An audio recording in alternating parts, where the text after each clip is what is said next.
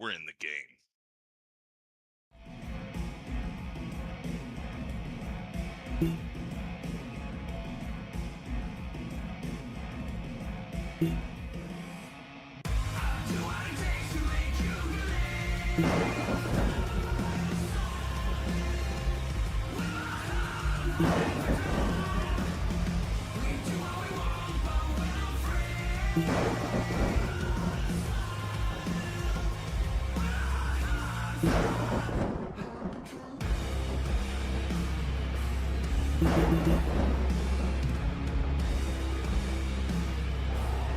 Gentlemen, start your engine!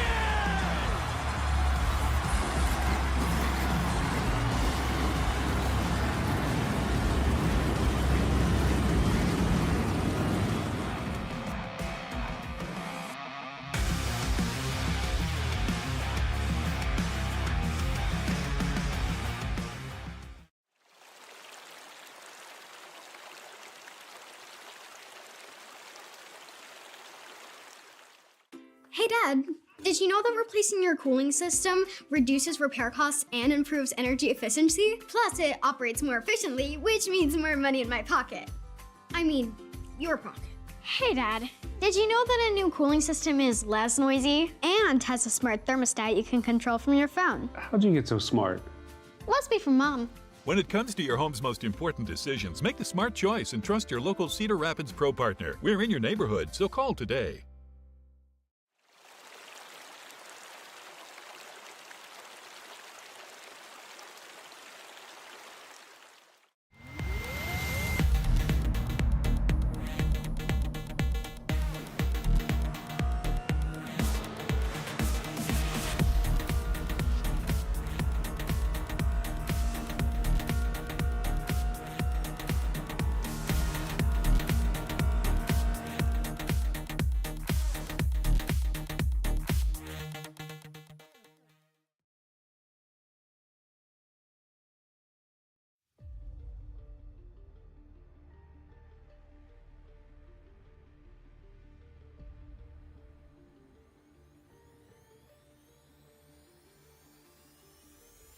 After a week off, Iowa Speedway is the venue. We're getting closer and closer to chase time for the Chapman Cup Series, and it's 7/8 of a mile tonight.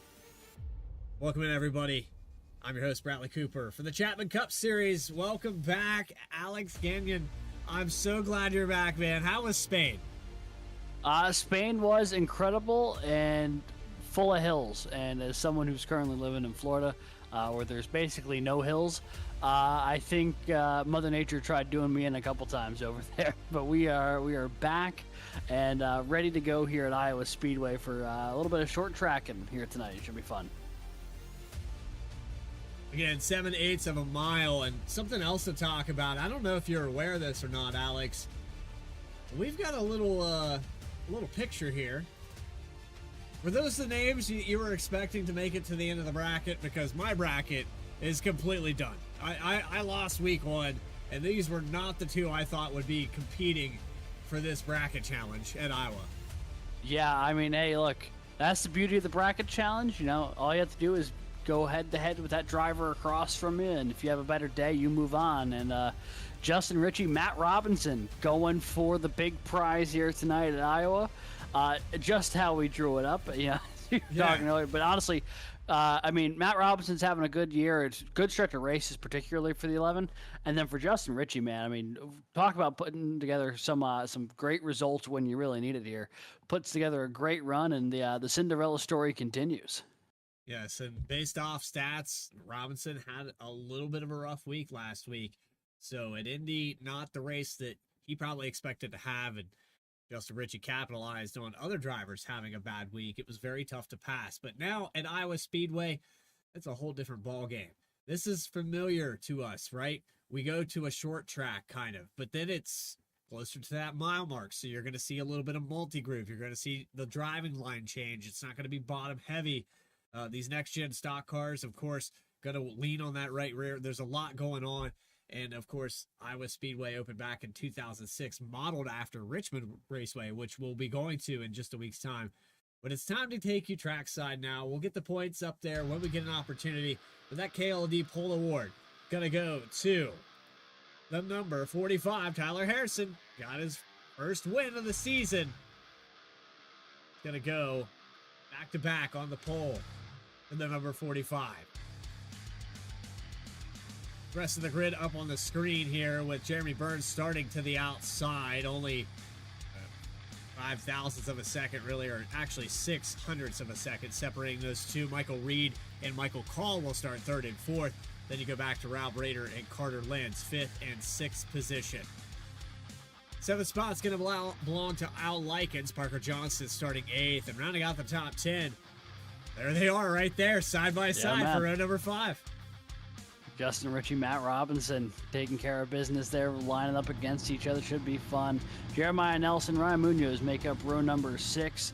Brandon Pamitat, Alex Forget, 13th and 14th. Trevor Keith and Michael Bennett will make up the 15th and 16th starting spots here today. John Fike, Kevin Orlando Jr. rolls off on his outside in the 18th spot. And row number 10, Grant Thorpe in the 77 and the 54 of Caleb Gilbert. 21st spot's going to go to Grant Turner. Trevor Earhart will start in 22nd. Brendan Richardson and Nick Alves. And then we start getting into drivers. Joe Joya, Christian Schaefer. 2 cars. Actually, Fred Pennington did take a time, so he ended up taking a time there at the end. 27th there with Dylan Picklesheimer starting at the tail end of the field. But here we go for 175 laps. 2 green-white checkers, 5 tire sets. 1 on the car already. Green flag is out. We're live for the Linz Heating and Cooling at Iowa.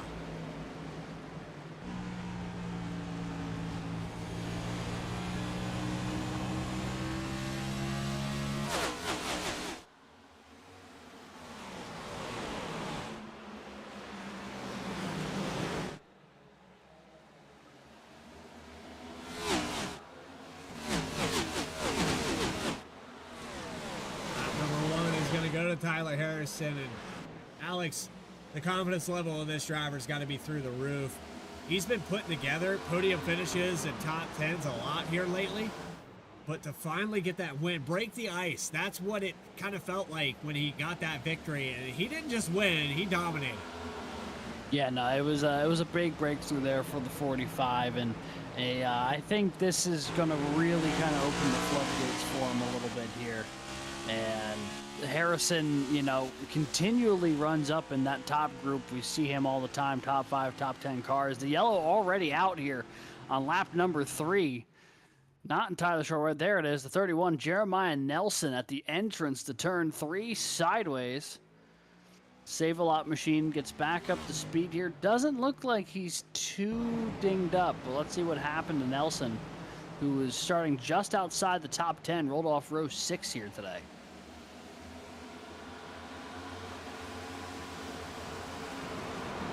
I think it's too early. Lap 4 is too early for a pun. Go for it. What do we got? Iowa Speedway, you're going to need to save a lot to keep this car on the racetrack. Yeah. Yeah. It was better in my brain. It was better in my brain. Hey, honestly, I still think it works. Because, you know, hopefully he doesn't have to do that more than once here tonight. Already a big save, keeping it off the wall. A little bit of contact with Forget coming off of turn 2. And, you know, that's just the nature of a place like Iowa where, you know, it's small enough to have those close quarters sort of battles that you have on a short track, but it's big enough where you're going to have some of that speed you can actually carry through the corners. And I think we're going to run into a lot of issues, especially coming off of turn 2 here tonight. People trying to get back on the throttle, knowing they have the opportunity to try to get alongside someone on the backstretch, and just, you know, get the car a little unsettled coming off that corner exit. That time, not necessarily the case, as it was just 2 cars running out of room, but I would suspect that that's going to be a really hot corner tonight as far as a lot of incidents could be concerned. Again, Harrison starting on the pole.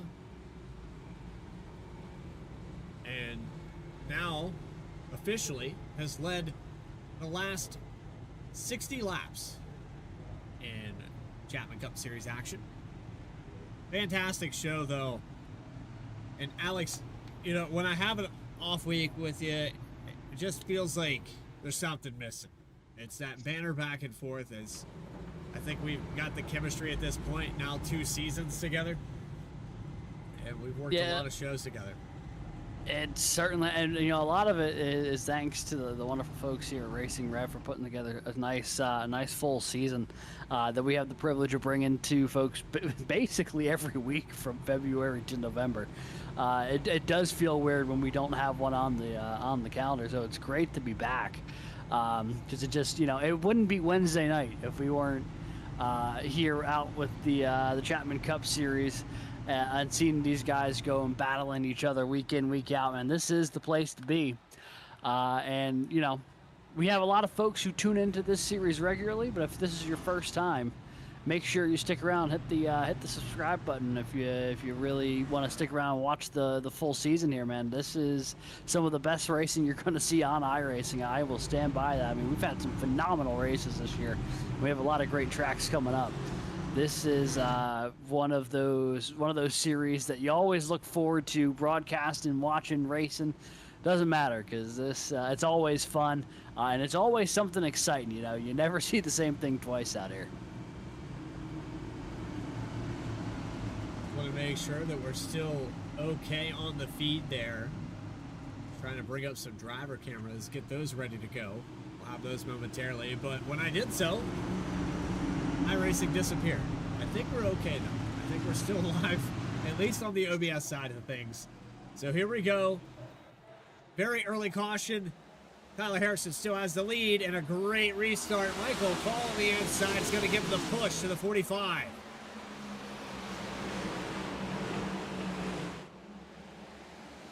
Call's going to gain a couple positions out of that there. He gained one on the initial start of the race, is going to gain another. Michael Call was another one of those cars that had tough luck last week. Definitely deserved a top 3. It just didn't pan out.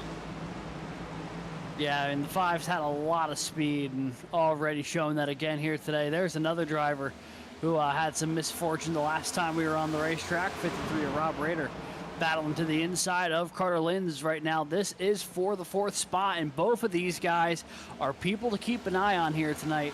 This is only the 4th time the Chapman Cup Series has come to Iowa, and the 3 previous times we've had 3 different winners, and both of these guys are one of the cars who did end up in victory lane, both the 66 and the 53.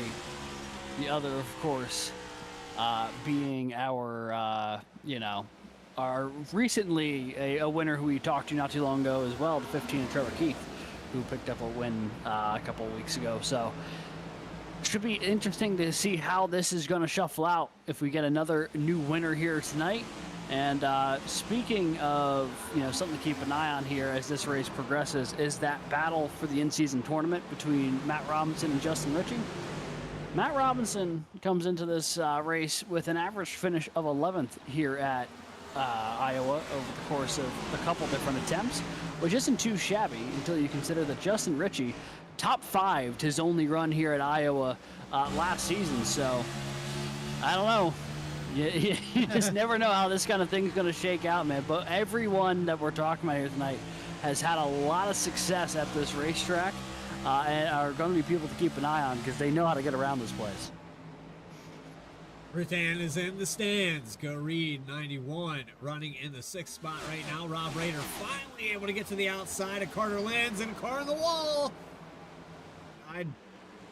Sorry I said his name out loud, Ruth.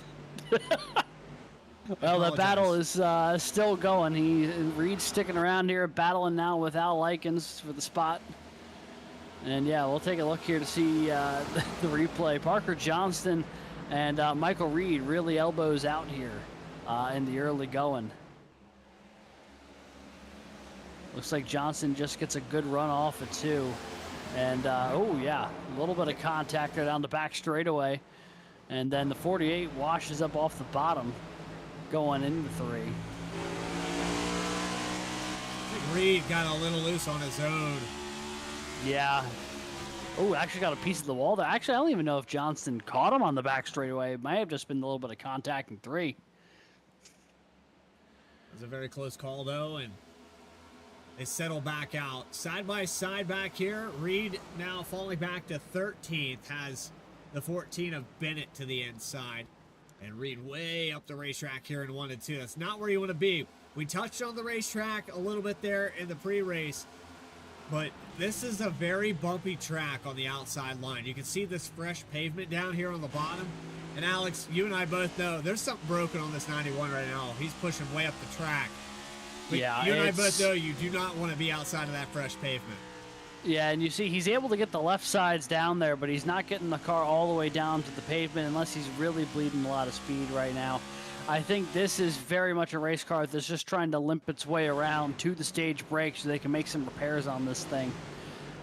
This is definitely not how he wanted this race to start, but the good news is there is that caution coming in not too long a time. So as long as he keeps himself on the lead lap here and keeps himself out of further trouble, I think he's going to be in good shape. As we've got ourselves a battle for the lead, Michael Call is closed in on the back bumper of Tyler Harrison, and he is going to start poking and prodding, trying to find a way around here to take that top spot to make our way on the lap 19. Harrison only a car length advantage in the one. Past the halfway mark for that stage. It's still been Harrison up front the entirety of this run. Michael Call, Rob Rader. Again, a previous winner here. The 53 just got around Jeremy Burns a couple of laps ago. Matt Robinson, Trevor Keith still fighting for this top 10. Keith started about 5 positions back here, back in 15th. Gets to the outside. Well, this is a track that's treated him well. He does have a win here in the Chapman Cup Series, and off to a hot start, up 5 spots as he gets around the 11 of Robinson. Now is going to be trying to close in on Pamitat just ahead of him. And there's the onboard with the 15 of Trevor Keith. Looks like he is fairly active on the wheel here. And, you know, you were saying a moment ago, Bradley, about how this place is fairly bumpy, especially if you get out of the new pavement. Well, the new pavement really is only in the corners. Even on these straightaways, you're going to be bouncing around a good bit. As you know, there's a lot of grooves on this racetrack on the old pavement. Well, the car's a handful off of turn 4. So you hit that smooth transition onto the asphalt on the bottom of the racetrack. But as soon as you get a lift, and we'll walk right on board here again, watch the wheel of the 15 when we come out of turn 4. That's where these drivers are challenged the most. As you see the 13 kind of slide up. But watch right here. His caution is out, actually. Jeremiah Nelson again. Same place. It almost looks like a carbon copy of the initial incident. We'll see if he was as lucky this time around as he was in the first incident where he kept it off the wall. So you see Grant Turner, John Fike just up ahead of him. The 65 got loose and tagged Grant Turner. And Nelson, I think to his credit, stayed out of that. It was just spinning out, locking up the brakes to avoid it. Take another look here. Yeah, the 65 loses it off the corner there. Just a slight tap of the wall, I think. But yeah, he's really having to save that car a lot here in the opening stage. It is so cringy. That paint scheme tonight is that paint scheme tonight is just opening up a whole list of expressions that's just going to make the wonderful folks at home start wanting to bash their head into a wall by the time we're done saying it, with how often we'll reference it. So you take a week off. It's like you never left. So I have to ask, how was Spain? Because I got the generic answer, but I need an experience. What was one thing you took back with you? Oh, okay. One thing that really stuck out to me, and for anyone who hasn't had the chance to go over there, highly recommend. I mean, it's just gorgeous. You got to really adjust how you prepare for the day, though, as far as when you want to have food. Because the folks in Spain and the folks in the U.S. very much not aligned on when meal times are. So you better get used to having lunch at about 3 o'clock and dinner at about 11 p.m. And there's a whole chunk in the middle of the evening where you think normal time to have some food would be, where everything's closed for a little, the little midday siesta type deal. So that was an experience of walking up the place and be like, oh, nope, it's 5 o'clock. They're closed until 7. Oh, nope, they're closed till 6:30. But one place that would highly recommend if you go just south of Barcelona is a town called Sitges. It's right there on the Mediterranean. And let me tell you, man, they have some absolutely banging fried calamari. That stuff. Seafood, my guy. It is a great place to be getting seafood. My language. Yeah, even though I, probably burnt about 10 pounds in both sweat and also just walking around everywhere, I probably gained it all back in fish and calamari. Hey, now, I mean, that's just onion rings from the sea. I'm gonna throw it out there. But I personally, if I ever go, it's gonna be crab legs for me. That's where it's at. There you go. I could probably eat 3 times my body weight in that. But we do have a race on the racetrack. I just wanted to hear your experience. Sound like you had a great time. Glad you and yours is safe and back here, and enjoy the jet lag as we get back ready to go. It's kicking in. We are. I'll be the first to tell you. I have a feeling that it's gonna get a little silly up here in the Vspeed booth tonight, especially by the back half of this race. We'll see how awake I'm gonna be as Harrison and Call get ready to go in the restart zone. Green flag back in the air. About 10 laps to go in the opening stage, and already elbows out between Raider and Call for second. Raider kind of muscled his way in there on the restart. Call shuts the door, gets in front of the 53. Here comes the 9 of Jeremy Burns. Back to the 3rd spot. It's 2x2, 3 wide in the background, 55 in the middle. Oh, that is not a place you want to be right now if you're Picklesheimer or Richie. Middle and high side of 3 wide. And they're still going to try to sort that out. Just barely clear for Jet, so now they're able to spread out a little bit more. And they are all bunched up coming off of turn 2. Basically double file all the way back behind the top 2 or 3 cars. Picklesheimer actually got out of the groove there a little bit into that old asphalt, and that cost him that battle temporarily with Richie. Now to the inside, a little over-under as the 33 going to dive back in. And you have to be careful. You get that run, but then you send it into turn 1. It doesn't want to stick to the bottom of the racetrack. And you see right there, he had to lift out of the throttle a lot more than he probably intended. So that's the difficulty. He's going to send it again. That time almost got into the 55. Picklesheimer has gained 14 positions to get up here. He was close to the top 10. Keep watching Justin Ritchie. Matt Robinson only 3 spots ahead. Yeah, right there you can see the difference. Those are the 2 cars battling for the in-season tournament win. The 55 of Ritchie, the 11 of Robinson. Both of them on your screen there, running 9th and 12th at the moment. 5 laps to go in the opening stage. Everybody's chasing the 45 of Tyler Harrison. He's got a 4/10 of a second lead here over Michael Call. Burns, Rader, and Linz have settled out to the top 5, but Ryan Munoz getting in there, looking for the 5th spot as well right now. So this is shaping up to be a very dominant opening stage here for the 45 and continuing that run of form that he had just before the break. Led every single lap so far, and we're coming up on 3 to go. Michael Call hasn't had an answer yet. Carter Linz side by side, caution almost here with Munoz. Close call there off the corner. 11 starting to make up some ground. It's go time for Matt Robinson. And looking like on offense for the 11. Yeah, Robinson diving to the inside of Pamitat into turn 1, side by side now with Parker Johnston. This is the battle for 7th as they come across here. It's a dead heat down the back straightaway. Fantastic stuff between these two. Ritchie now clearing Trevor Keith behind him. He continues to try to not let the 11 get too far away from him here. Now to the inside of Likens. And Michael Call, don't look now, but he has cut that deficit down on Tyler Harrison. Only a quarter second now.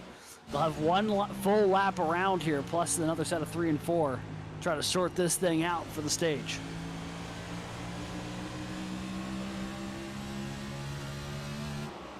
Stage 1 at Iowa. Deep into the season. Tyler Harrison after that victory at Indy. Looking to get a stage win. This isn't his first stage win by any means. And he's going to do it again. Coming off of turns 3 and 4, the 45, Harrison. He's got it. Yeah, and he did so in commanding fashion. He's going to lead every lap here. The opening stage as Christopher Schaefer is spinning across the line here at the stage yellow. 23, I don't know what happened there, but I happened to catch him just sliding across the front straightaway. Shades of, he was luckily for him on all four wheels, so it wasn't fully Clint Boyer at the 07 Daytona 500, but he was fully sideways there coming to the line. Oh. And oh boy, he got tagged by Justin Ritchie. Man, oh man. Oh, and Trevor Keith gets caught up in there as well. Some contact there for the 15. But man, Schaefer just got wiped out here coming to the line. 55, I think, got a little loose. And that is not going to be great for either of them. Some heavy damage. And Trevor Keith also gets a piece of this here coming to the line at full speed. So it was Harrison, Cole, Burns, the top 3. Keith into the wall hard. Rader, Munoz, Lenz, Robinson, Pamitat, Ritchie, and Johnston on the top 10. On the left-hand side of your screen there. As cars come down pit road. That might be a little bit out of order, actually, from what I saw, but Tyler Harrison, definitely the dominant car, and will exit pit lane with the lead. And it looks like top 3 at least going to hold serve. I don't know. Jeremy Burns, I think, actually may have lost a little bit of time on pit road there. See Rob Rader actually speeding on the exit of pit lane. Yeah, that'll do it. So that means it will cycle, I believe, the top 3 or 4 back to where they had initially started. Rob Rader going to have to get back to the front the long way around now after that speeding penalty. I like Clearly it got also some, with that. Yeah, and both of those cars, top 10 cars in the opening stage. That is a real situation now for both of them. They clearly have some speed to get up there and compete, but they're going to get caught back now in the eye of the storm. Coming off this restart, that is not where you want to be. And track position is so important at a smaller racetrack because it is not as easy as some of these 1.5 miles to make some passes, especially when the tires start to go away. Not a great situation here for Likens or for Rader.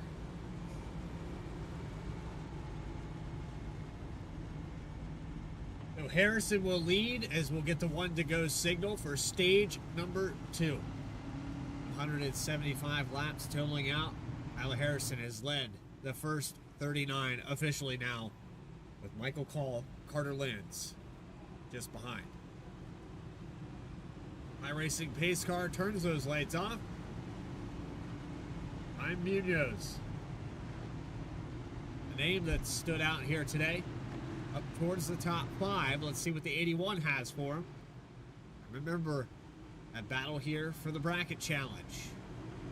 Just a row behind each other for this restart. 55 did get a little contact with the wall, but looks like the damage is minimal and should still be able to compete.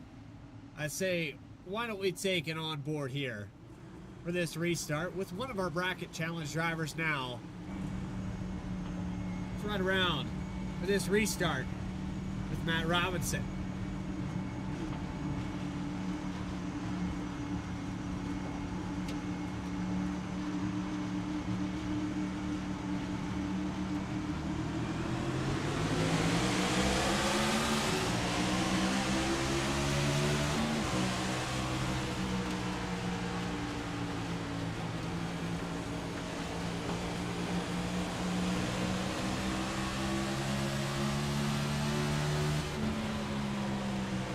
On board here with the 11 of Matt Robinson, able to hold on to that 5th place spot here off this restart. He's got Ritchie now to his outside, and those two battling side by side. This is what you want to see for the that in-season bracket battle, man. These two guys going head-to-head directly on the racetrack as Munoz looks to make a move, shut down there by the 55.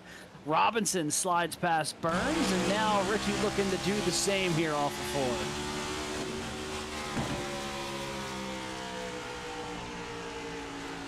Metroplex on the outside, the Mountain Man trying to figure out a way around Richie. Gets a better run there off of turn 2. But Richie's still hanging on the inside. These fresh tires, you can do that for a few laps, but unfortunately for Richie, if he doesn't clear the 9 within the next lap or two, I think he burns up the car before he can get a run on the 11. Look at the send here into 1. He's going to do it. Yeah, I think he heard you saying that in real time, and also was realizing the severity of the situation and really aggressively drove it in deep there in the 1. Clears the 9.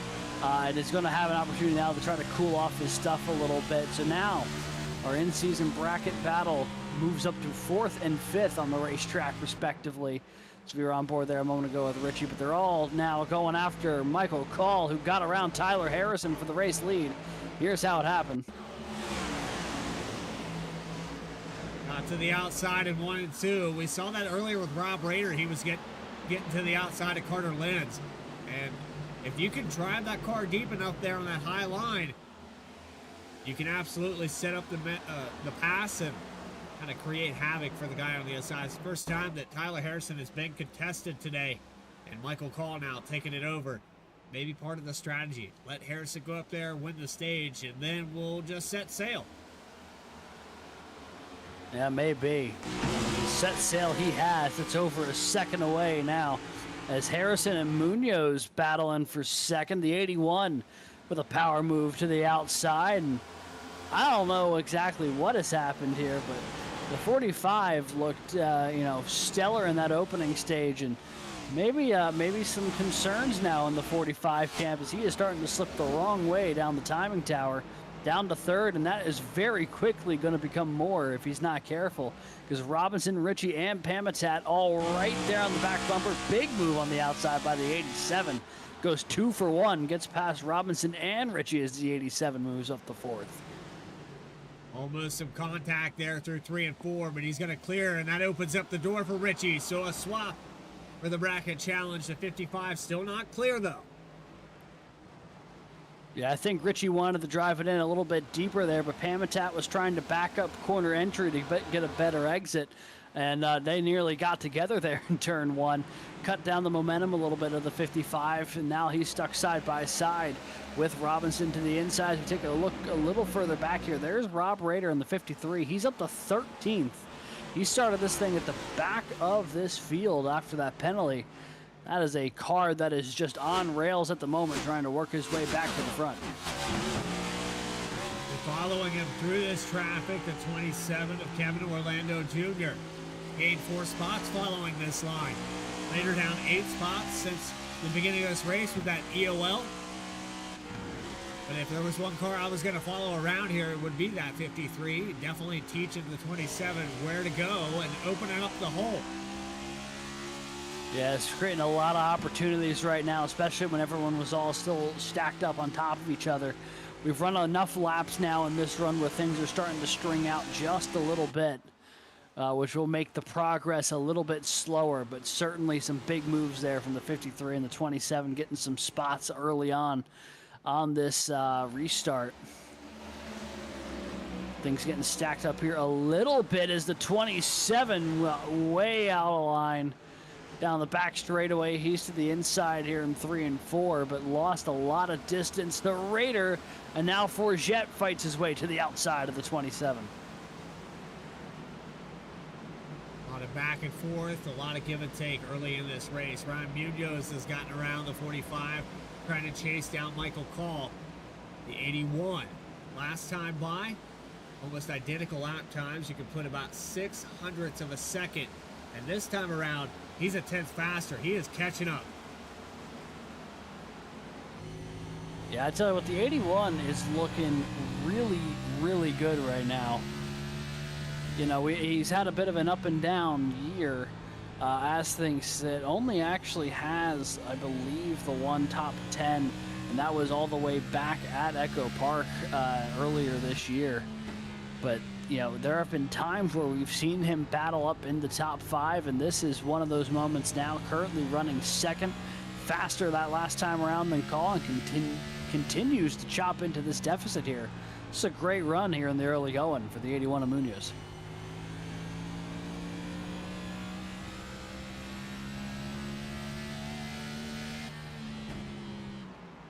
Cycling through the top 10, it's changed a little bit. Brandon Pamitat has gained 8 spots to get up here to the 5th position.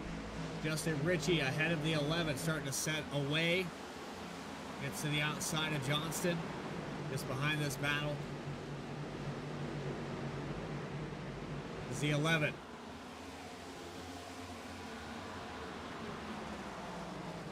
Somebody told these guys they were competing for something, and I don't think they even care if there's a prize at it. They just want the bragging rights for it.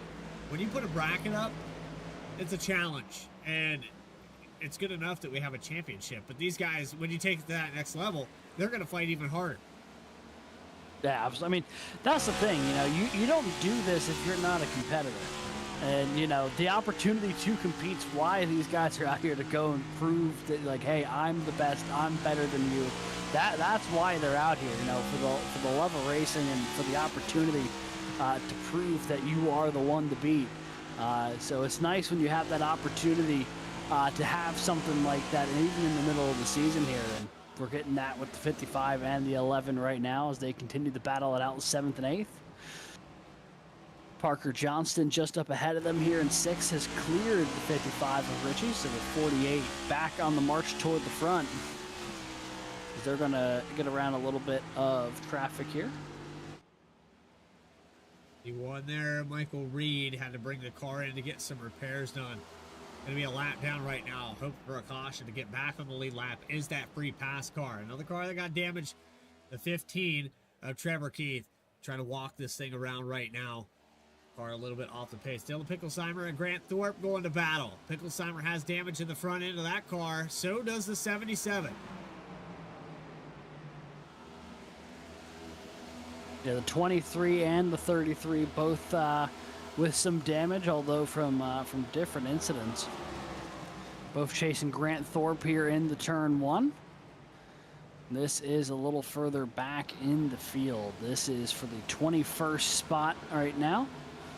Picklesheimer is just behind him in this battle. Schaefer off the lead lap as it stands. Needed time to get that car towed and repaired.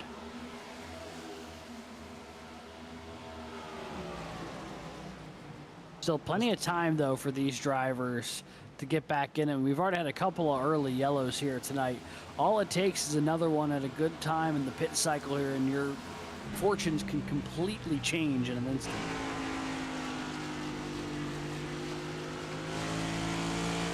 And sometimes all it takes is a little strategy. We've seen that a lot this season, riding on board here with Grant Turner. Sometimes playing the long game. It's the chess match at 150 plus miles per hour that always fascinates me here, Alex. When we watch these races, we broadcast this. That's the spectacle of this whole virtual sport, is you don't know who's going to win, and it only takes one little thing, like right here. This could have been a mistake, but you're looking at the margins and the split-second decisions. John Fike way up the racetrack. Turner going to look back to the inside again. You're making a choice every corner, every second. You're processing this information. It's as real as it gets. It's the best, man. There's not, you know, it's not quite the real thing, but as far as virtual options of sports out there, there is nothing like it. And, you know, shout out to Grant Turner for the onboard there as he's battling with John Fike. This is for the battle for the 19th position on the racetrack.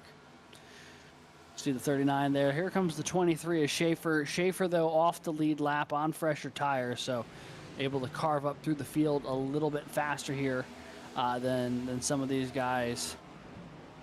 So we take a look here further up, man. The in-season tournament battle. These guys may as well have been you know, they may have all been locked in the steel cage here for the championship fight. I don't think they've been anywhere further than 3 positions apart here tonight. They qualified on the same row, and they're running nose to tail right now. I mean, this has been a fantastic duel between these two, and it's been a good one, too, because they've been battling in the top 10 the whole time. You know, it's not like they're battling for, you know, 25th out there to decide this thing. I mean, they are very much contenders here in the top 10 as well. Up there with Burns and Johnston right now, 6th through 9th. And this is some fun stuff. I hope they keep this up the whole night. Caution's out. John Flanker's around. Oh, and the 65 is already towed back to pit road. That didn't take long at all. This is back around that 23rd position. Watch here. We had seen a few laps ago when we were on board with Grant Turner. Looked like the 65 was having a little bit of issues getting wide in a couple of corners. Curious to see if that's what happened here.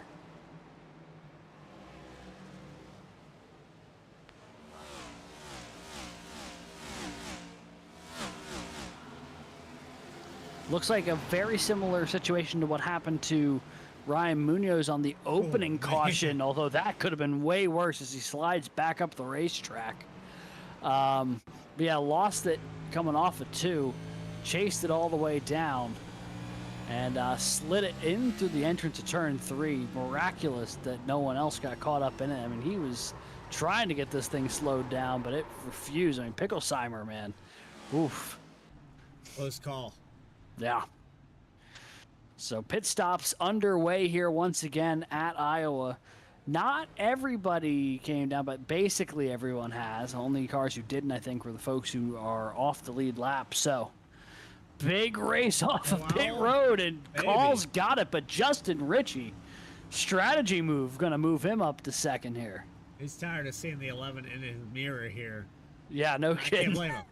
I can't blame him. Harrison comes out 3rd. I think that's Linz who popped out in the 4th spot there. So some a little bit of shakeup here in this top group with 70 laps complete here from Iowa Speedway. Coming up on the halfway mark, you are watching the Chapman Cup Series in the Linz Heating and Air Conditioning 150 from Iowa Speedway. Back with more coverage of the Chapman Cup Series on Vspeed right after this.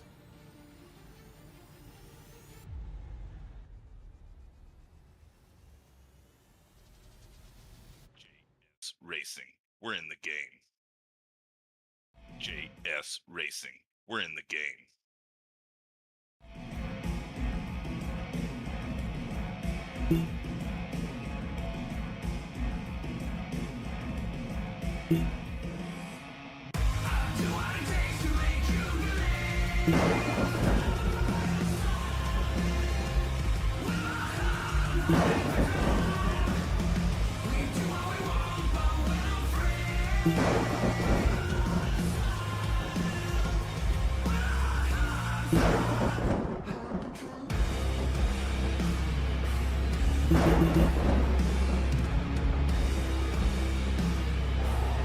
Gentlemen, start your engine!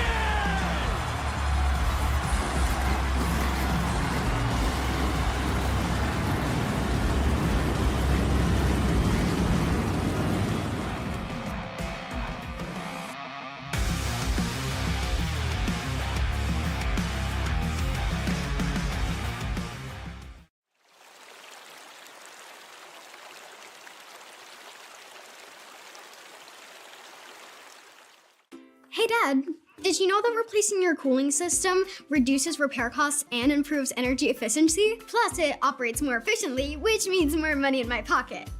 I mean, your pocket. Hey Dad, did you know that a new cooling system is less noisy and has a smart thermostat you can control from your phone? How'd you get so smart? Must be from Mom. When it comes to your home's most important decisions, make the smart choice and trust your local Cedar Rapids Pro partner. We're in your neighborhood, so call today.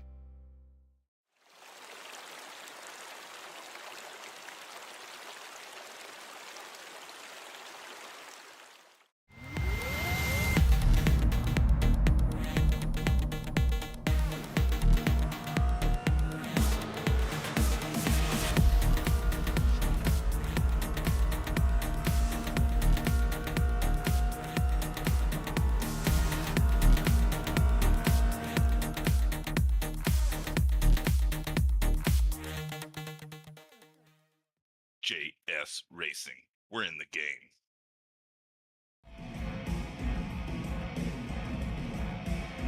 Let's do it. Back here at Iowa Speedway, let's do it. That's how I feel about it as well. Carter Lynn's up to third position. The car that took 2 tires. Michael Call took 2 as well. Munoz, there's a lot of 2-tire calls here on this last pit stop. The 55 of Justin Ritchie is falling back slowly to this guy right here. I know we've been paying a lot of attention to it here in this top 10, but that's where these guys are. 6th, 5th position, back to 9th.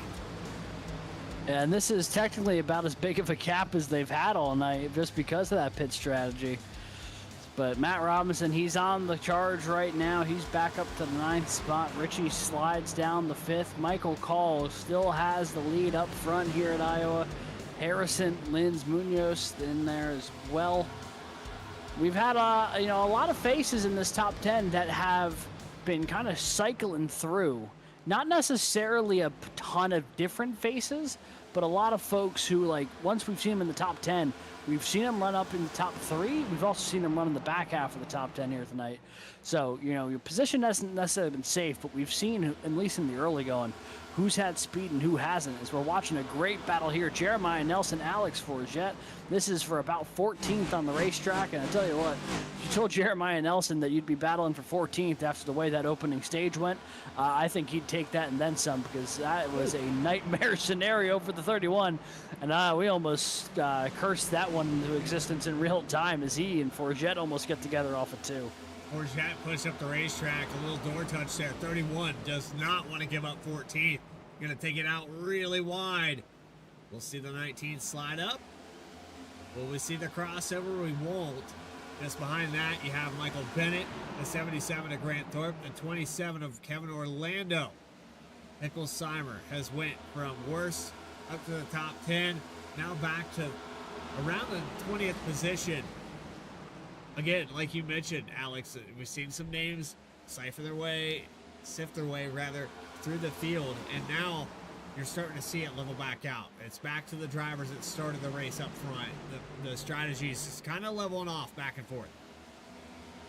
Yeah, and we've got a good sense, I think, at this point of who's got the speed. It's just a matter of who's going to be able to execute, I think, at this point. So we jump on board here. Carter Lynn's. This is the car running in 3rd right now. It's been a good day so far for Carter Lynn's as we jump on board with the driver of the 66. And right now, just kind of laying in wait, seeing if he can kind of reel in these top 2 a little bit. Call and Harrison have had a lot of speed, but because they've had so much speed, they've been forcing each other to kind of pick up the pace a little bit. And that may be working in favor of the 66 here if there is a long run, because they may start falling back to him here before long. Lynn's about the same lap time. Michael Call in the clean air, of course, going to run a 23.747. About a 10th off here for Carter Lynn's and Tyler Harrison.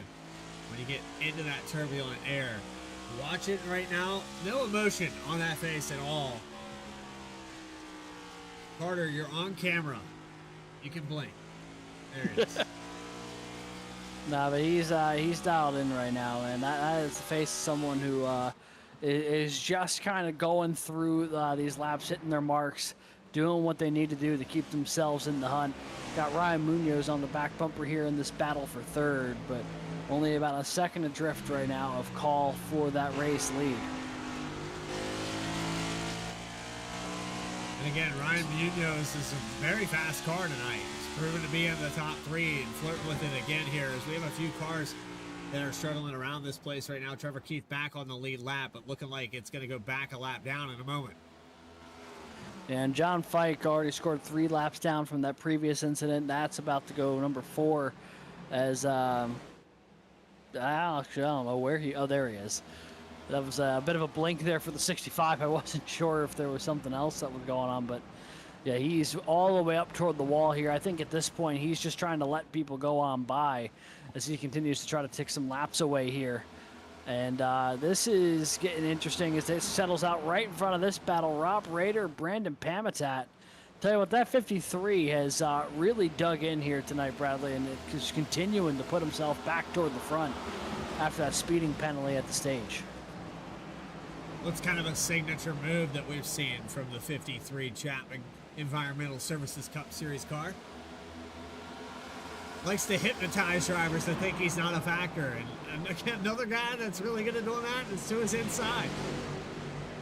You know, just a very casual combined 72 wins in the Chapman Cup Series between this battle of 6th and 7th right now. These guys, I mean, we see them all the time do exactly that. You know, they're not a factor until the last 20 laps, when all of a sudden they pop up and you're like, oh, they're in it now. And then, you know, they take wins away that you had no idea that they were going to be able to. It's just a mark of, you know, being a good race car driver is being able to make something like that happen when everyone has counted you out. So we jump on board here with the 9 of Jeremy Burns, the Metroplex machine, running 6th, trying to track down Justin Ritchie just up ahead of him here in this battle for the 5th spot. 55 again was on a 2-tire call, 7.5 in the box, gained a lot of positions, and it's kind of plateaued. It's leveled off for him. Hasn't hemorrhaged as much as I thought. That initial start, I was kind of worried about Justin Ritchie, but since then, it looks like the car has planed out and staying ahead 4 spots of Matt Robinson.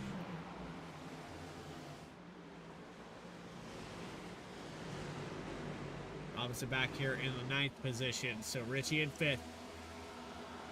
90 laps in, this is right at that halfway mark. So a perfect opportunity to find those volume knobs. Let us save our voices for a few moments and turning up those hearing aids. Let's get maxed out here on Vspeed.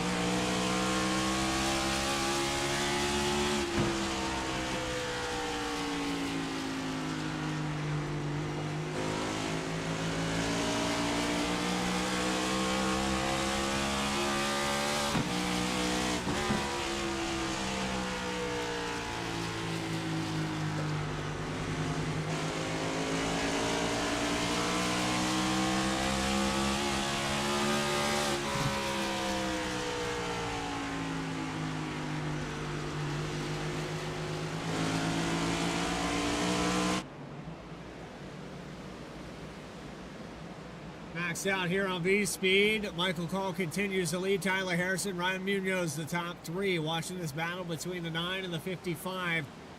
Burns has not had the answer to get around Ritchie. He's peeked to the inside several times. Ritchie defending on the outside. How long do you wait before we see the short track of this place come out? That's the question, but you know, if there's one driver in the field who I think would have the patience to really sit back and let that move develop, it would be the 9 of Jeremy Burns. Is now he's going to take a little look to the inside here, side by side in 1 and 2. Let's see if he can slide on by. Not this time, though. Going to have to maybe settle on back. No, back to the inside here. And almost has him fully cleared. Now he will, coming off of turn 4. So that 9 machine going to take that spot away, moves back up to 5th. And, you know, Justin Ritchie, that's the first position he's lost in a handful of laps here after sliding about 3 or 4 right off that restart. You know, restarted, I think, 2nd.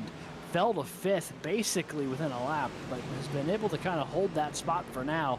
Still maintains that 3-position gap here over Matt Robinson, who's in a spirited battle right now with Brandon Pamitat and Parker Johnston. I mean, we've talked a lot about Richie and Robinson's battle here tonight, but Parker Johnston has been right there with the both of them as well, basically every step of the way tonight. That 48's been in there, and I also have some other news here. The 9 of Jeremy Burns just had a connection issue. I mean, it was bad enough that the camera disconnected. So whatever's going on here with the 9 and the Metroplex Toyota, that is not what you want to see. Camera's disconnected, but the 9 did blink, and he's going to fall back a little bit here. Yeah, lost out a bit of that time that he was just making up here at Carter Lynn's. Still clear of Richie in that 5th spot, so he continues to shoulder on, but that'll be something that the rest of the field is going to have to keep an eye on here. Make sure that doesn't persist and become a potential danger. As we are on board here, Matt Robinson in the 11, running 9th right now. And he gets a good run down the back straightaway, diving to the inside on Pamatap for 3rd. You got Rob Rader just up ahead of him. But Robinson's going to take the spot away. I believe no, Pamatap fighting back hard on the outside. What a great run for the 87 there in this little back and forth duel. And I'm sure Robinson's on the radio saying, the guy I need to get to is right in front of me. Caution is out, though. Somewhere on this racetrack, we have a car around. I think it's Joe Joya. Yeah, it was somewhere in turns 3 and 4. Joe Joya just getting up to speed here. I believe he was running about 23rd at the time of the yellow here. I'll take a look and see what happened.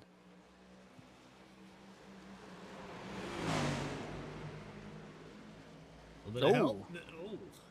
Yeah, just heavy door contact there from John Fike, and that car never settled back down. I mean, it shimmied the whole way down the back straightaway before collecting the outside wall again in turn 3. I'll have to take another look at that, though. I don't know if it was something that the 7's a bit off the outside wall there, but I mean, John Fike just comes in with a full head of steam there, and I mean, for lack of better words, I think just kind of tattoos the 7 coming off of turn 2.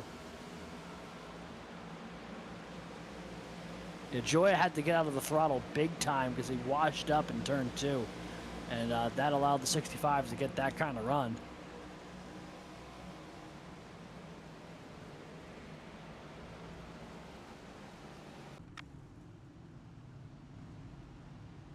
That brings a lot of takers down pit road, and I believe the entire field has at least came in for 2 tires. You had Rob Rader 9.6 in the box. Parker Johnston going to gain a few positions, get up to 7th, but Michael Call 10.1 in the box for this one. We'll get a few wave arounds here. Joe Joya with a meatball flag for this next restart. But we have an opportunity to bring a driver up into the broadcast booth. We like to do this here, as we'll see a wave around here next time by. Let's see if we can find the 5 of Michael Call. All right, here we go.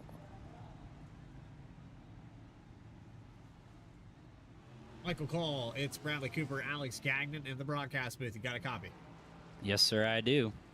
All right, first of all, no camera tonight. I'm kind of upset. But secondly... Yeah. There's a reason. I'll explain when you're done. Secondly, you've got this kind of surprise.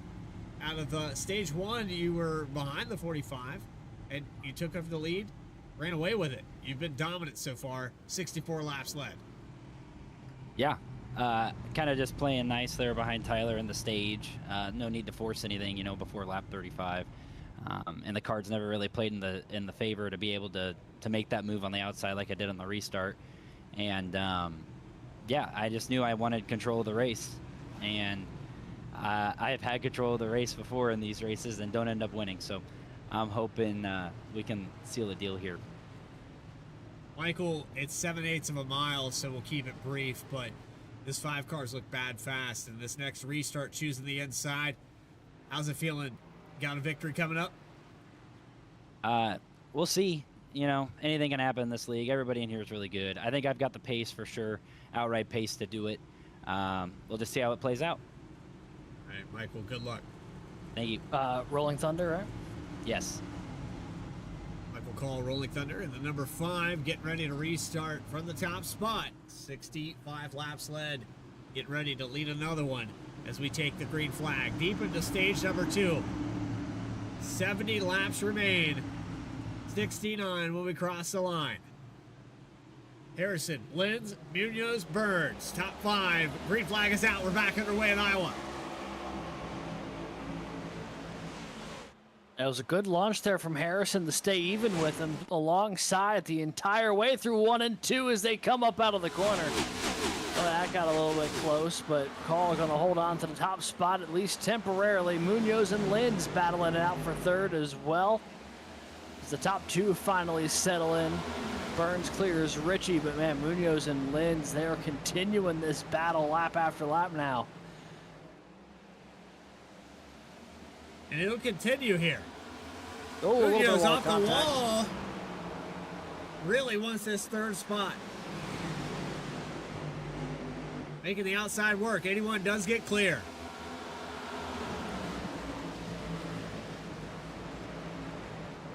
So Call, Harrison, Munoz, Linz, and Burns now your top 5. Rob Rader lurking back there in the 6th spot as we go a little further back here. Jeremiah Nelson, Grant Turner. This is that battle for 17th. Brandon Richardson in the 8 getting up there as well. Oh, and Richardson, nice move on the outside. He'll take that spot away from Turner, move up to 17th. He's got a full head of steam, and he's going to actually tag the back bumper of the 31. Had a whole lot of speed and nowhere to go with it. And this battle will continue, man. The mid-pack here at Iowa is some of the most fun you'll ever have on iRacing, but also some of the most stressful moments you'll have on iRacing. Because there is not a lot of room to navigate, but there's always somebody to battle. And it's the battles that go on for, 6, 7, 8 laps where you get to the outside of a guy and then he crosses you over. It's back and forth. And it can get very frustrating because maybe you feel like you have a car that should be up there in that top 10. I'm sure Brandon Richardson feels that way running in this 15th, 16th position. But when you work your way through the field, it takes 7 or 8 laps per car. And if we're not running green or we keep getting these resets, your long run pace, it could change. Now we're kind of seeing the guys that are on the short run that maybe have the speed for, 7 or 8 laps really start to push the car.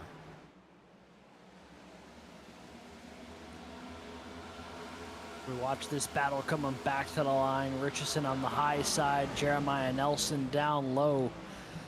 Richardson going to be credited as being 16th that lap, but has not cleared him yet. Going to continue to try to work that out as we jump up here for second. Ryan Munoz and Tyler Harrison. This battle is really picking up a lot of steam. Carter Lynn's right there as well. And the 45, I think, starting to have a bit of a freight train stacking up here behind him. There's a lot of cars looking to try to make that move. Now Harrison gets back on the gas, opens it up just a touch. Pamitat and Johnston. This battle continues as they are the only 2 cars separating Justin Ritchie and Matt Robinson. Boy, that's been the story of the night, and it continues here with only 60 to go. You keep looking in that mirror to make sure that you're in that bracket, you're in the place you want to be. All Ritchie has to do is finish ahead of the 11. And when you have a little cushion with guys battling back and forth, that helps a lot.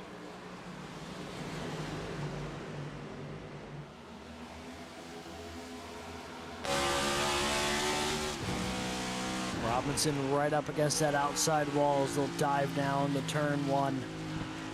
Right in the tire tracks of Parker Johnston.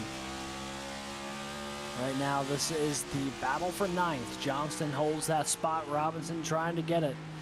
This is about where the 11 qualified. I think he was the one who qualified 9th, so this is exactly where he's used to being as far as how this race has panned out. And we may have just lost Jeremy Burns. No, he's back on the racetrack here now.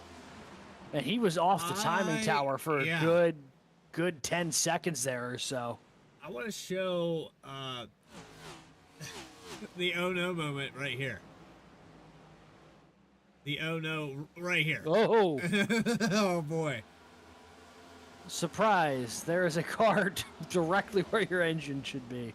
Yeah. Yeah, that could have been far worse. iRacing very forgiving there. Wow. Yeah. He even lifted off the throttle. I don't blame him. Yeah, I mean, yeah, that's talk about a jump scare. Holy moly. Yeah, that the connection here for Burns has not been particularly favorable this evening. And luckily for both him and Raider there, iRacing didn't, reload where the frame of the car was just yet. And that was good for them to not get all wadded up. Well, Munoz the and spotter Harrison was then. shouting inside, I believe. Yeah. At that point, physically just reach out and push that car out of there. I mean, you can reach the spoiler from where you're sitting. Well, he's in here. We'll show it. I just want to establish I was on the top right corner. You're going to give me a t-shirt at the end of the season. But there is Dylan Picklesheimer running in 19th position. Back on the lead lap. Had a little bit of front end damage there earlier. And the car in front of him that kind of lost over.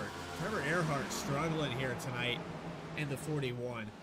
But Dylan Picklesheimer had to start at the tail end of this field after last week at Indy, on to Iowa.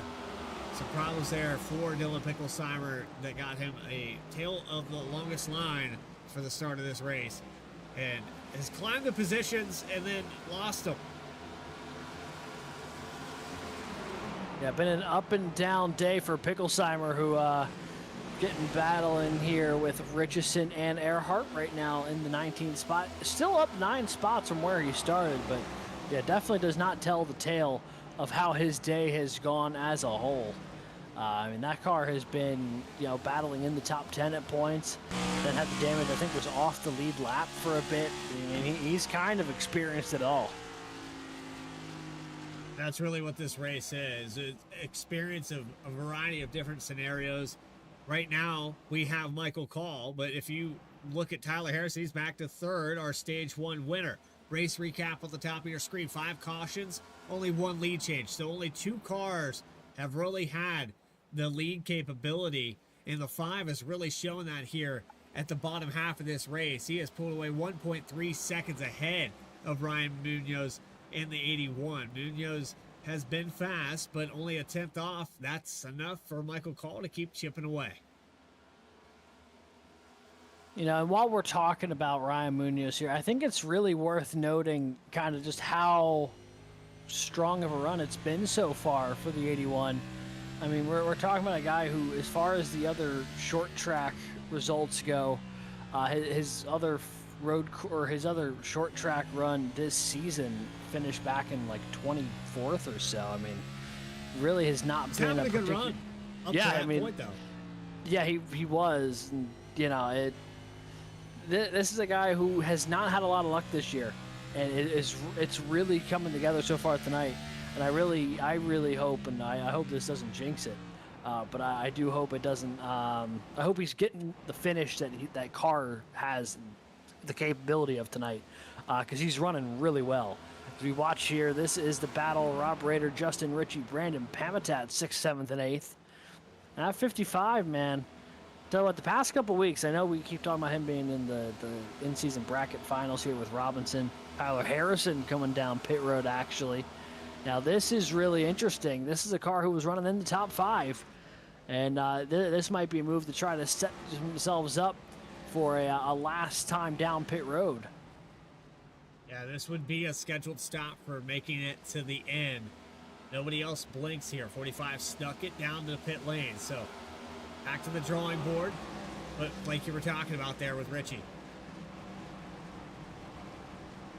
Oh, yeah, with Richie, I mean, for a guy who hasn't had a ton of success in the early part of this season, but the past 2 months or so, man, we've seen a real uptick in performance, and that really has coincided with this run through the in-season challenge. I mean, it's, you can call it good timing, you can call it whatever you want, but the summer has treated the 55 really well, and we're starting to see him be far more of a contender in recent weeks than we were really at the start of the season.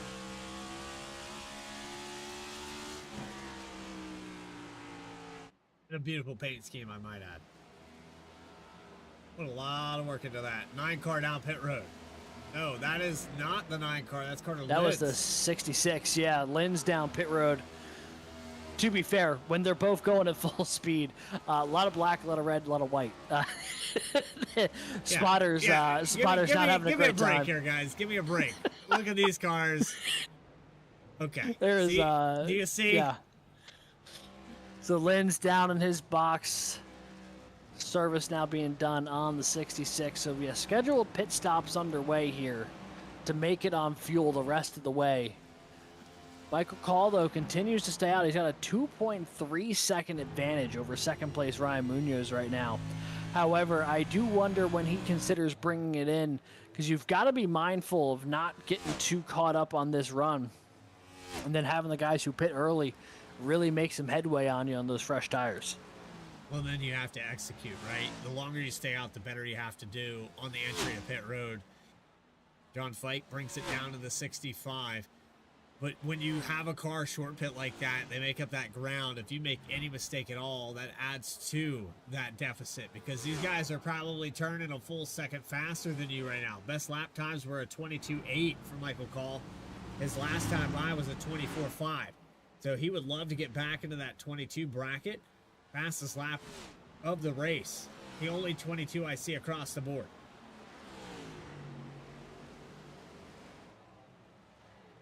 So another lap out here for the 5 as that gap, I mean, just continues to explode. I mean, he is still running some heaters here compared to the rest of the field. You never guess what's going on right now on board with this car. Well, one thing I can guess. I could certainly tell you that there's no way he's going to make it without stopping again. However, what we can say as we jump on board here with Grant Turner is he's definitely going to try to get as far off cycle, I think, with these guys as possible. And really, you know, shorten up that last pit stop as much as he can as we are on board here with 39. And I'll tell you what, as well. Yeah, it's... What's the word I'm looking for here? It's... Why not go for it, right? He's had so much success with it this year. 87 might have missed the stall or blinked out. There's a connection issue here with the 87.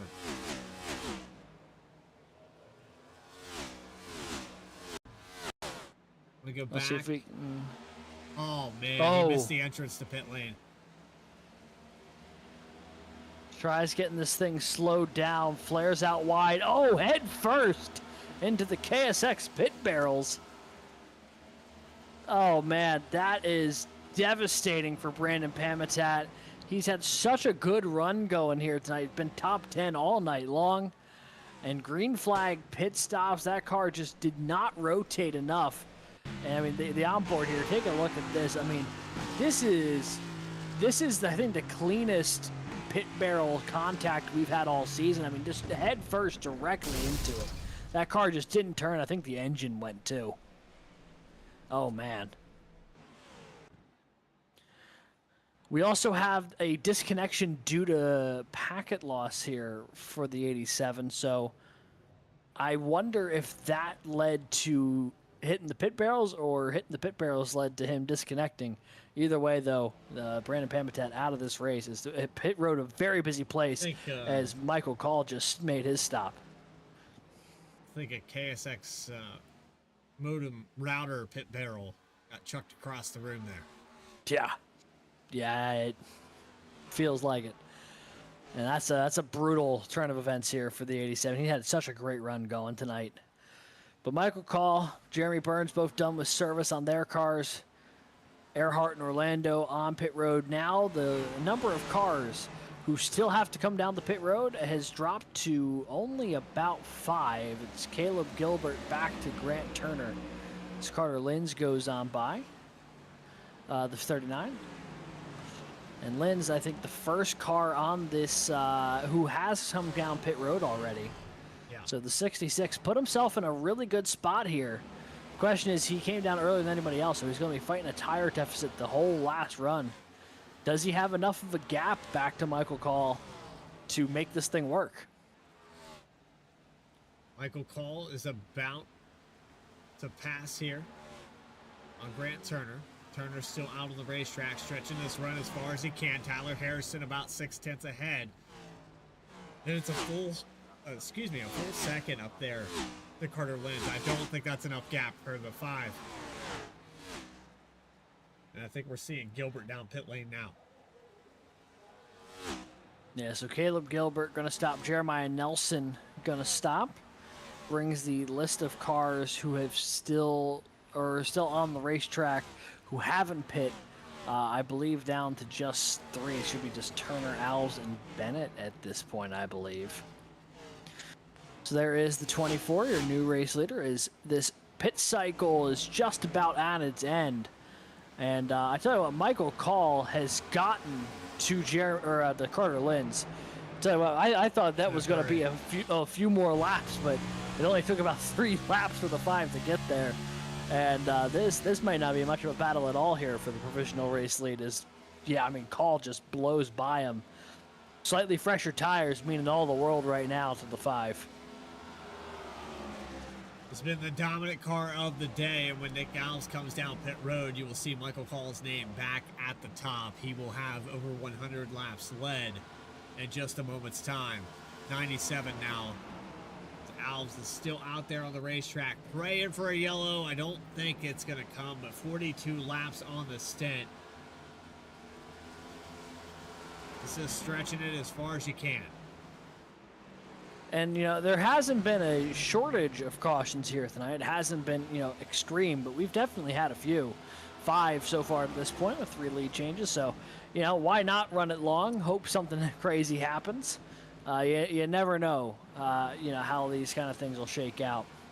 So Alves continues to run here in the top spot. Kevin Orlando looks to get a lap back here to the inside. And, this is the last stop for all of these cars who have come down pit road. So we're starting to get a real sense of who's going to be shaping up where, as Lycan's going to bring that 13 down pit road now. Scored a couple laps off that lead lap. Meanwhile, in the pack, man, here's the good battle going. Burns, Raider, man. Harrison, and the 53 nearly lost it coming out of turn 4. Very loose coming off of turn 4, and it puts them all side by side. Bennett in that mix, the 14. Kind of the asterisks in this group for the 14. A lap down. Yeah, but on the freshest tires of the bunch, as you see, he's just going to blow by these guys once he got up to speed. So Harrison and Raider continue to battle here for what'll be 5th, provisionally 4th, whenever Alves does bring it down pit road.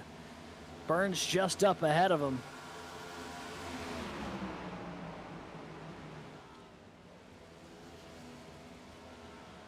It looks like Raider now going to clear off a turn 4.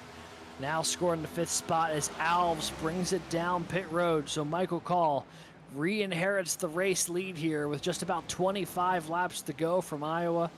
Linz, Burns, Raider, Harrison, your top 5. Richie Munoz, Robinson, Grant Thorpe, and Alex Forget currently stand as your top 10. That pit cycle definitely shuffling things up a little bit. Linz getting out ahead of Burns, not by much though, by half a second. Separate the 9 and the 66. Remember, the 9 having a connection issue earlier seems to have cleared up. Schaefer merging, 24, close call. That was Nick Alves coming back off of pit road. He's going to try to go get his lap back as Bennett there just ahead with his free pass position. But let's take it back on a replay and look how close this merge was onto the racetrack.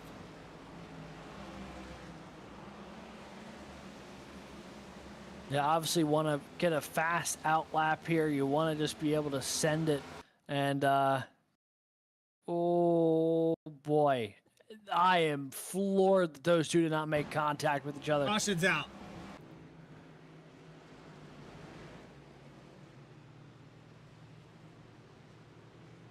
Let's see if we can take a look here, see what happened. So the running long just not quite in the cards here for Nick Alves. Oh, Trevor Keith up in the wall there. The 15 looks like they had something go wrong here.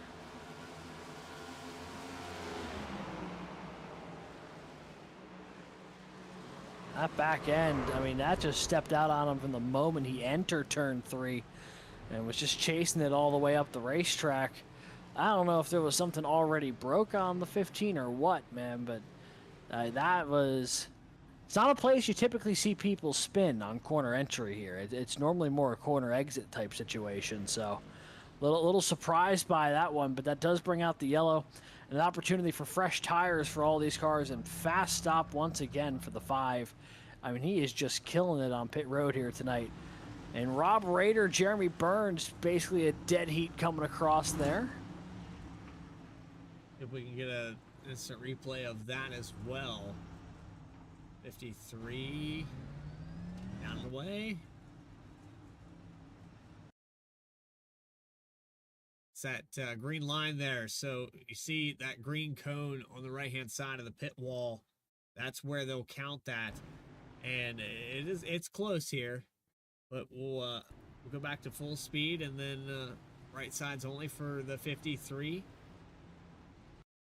And we'll try to get the best angle that I can here. This is probably going to be the best one that I can do for you. But the 53 and the 9. Yeah, I think speed. the initial camera angle is set at the end of the last pit box there, which made it look like it was a bit closer there. But Burns, yeah, able to get to the line a bit faster there than the 53. Had a little bit of a shorter distance to go, so he'll hold on to that spot for now. So when this thing gets going again, we'll be a little under 20 laps. Very notably, though, not everybody came down pit road. A lot of cars did. But there's a couple who stayed out. Grant Thorpe among them. Brandon Richardson as well, which could mean a really interesting restart here, as we have a couple of folks on the front row here who are going to be on a little bit older tires than the rest of the field. A little bit of a cushion here for Grant Thorpe. He struggled here today, but now up 18 positions. Richardson up 21. You got to throw a Hail Mary at some point in the season, and I think for the 8 car, this is definitely one of those moments that you could really gain a lot, especially if you can maintain. If you get another yellow here, you could end up with only, 10 laps to go. So I think this is a good situation.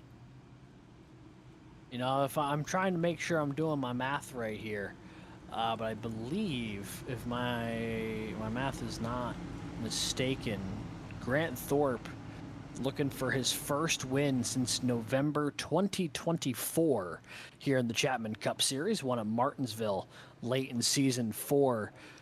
Went winless last season, looking to break that streak here tonight, and maybe the strategy call is going to do it.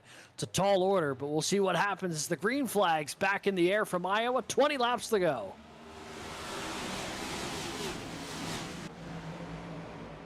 And already Michael Call getting to the outside, make quick work of the 8, and he'll set sail.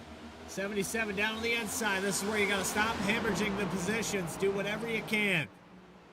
3 wide behind him. Richie in the bracket challenge with the 11 of Robinson to the outside. 4 wide almost. They're going to split the 77 here, so the bracket challenge once again getting stacked up here for 5th. Tyler Harrison right in there with him. Oh, and a big spin in the back for Jets around, and he's not the only one. It is a parking lot off of turn 2, and Ryan Munoz is caught up in it.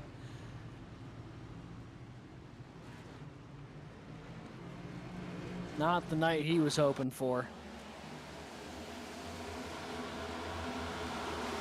Take one more look at it here. Don't know exactly how this starts. It starts with Grant Thorpe and Ryan Munoz, and everything kind of just stacks up back from there. 77 just could not corner the way the rest of these guys were on the fresher tires.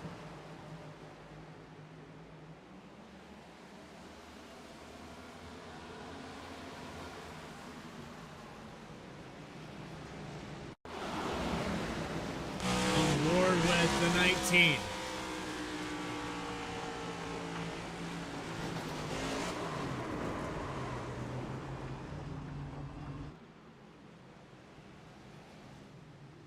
Now, in the defense of the 81, you're going into this corner here. He had a tag on the back bumper. I believe that was... Watch it one more time and see who's behind. I want to say that was a 54 of Caleb Gilbert that got into the back.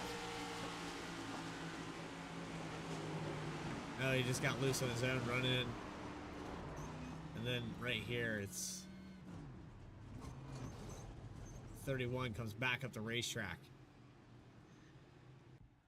Yeah, it's been one of those nights for the 31. Feels like every time we've had a chance to check in on him, man, he's been trying to battle back from something. You see Richardson stopping down pit road now, so we're getting this track cleaned up, and when we come back, it's going to be a very, very quick run to the finish, man. We are just about at crunch time here at Iowa.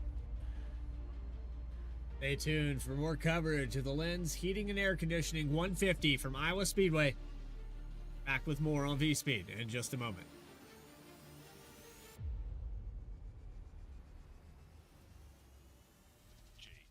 Racing. We're in the game.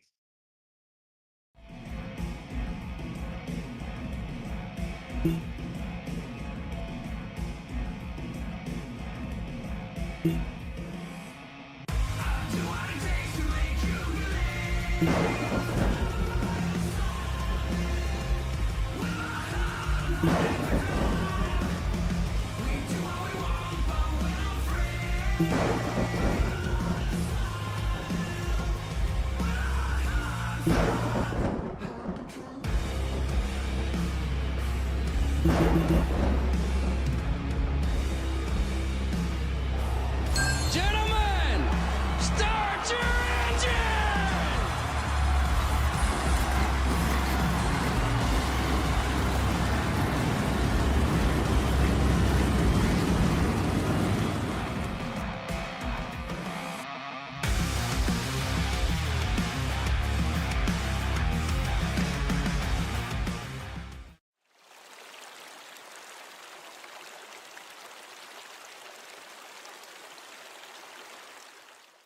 Hey Dad, did you know that replacing your cooling system reduces repair costs and improves energy efficiency? Plus, it operates more efficiently, which means more money in my pocket. I mean, your pocket. Hey Dad, did you know that a new cooling system is less noisy and has a smart thermostat you can control from your phone? How'd you get so smart? Must be from Mom. When it comes to your home's most important decisions, make the smart choice and trust your local Cedar Rapids Pro partner. We're in your neighborhood, so call today.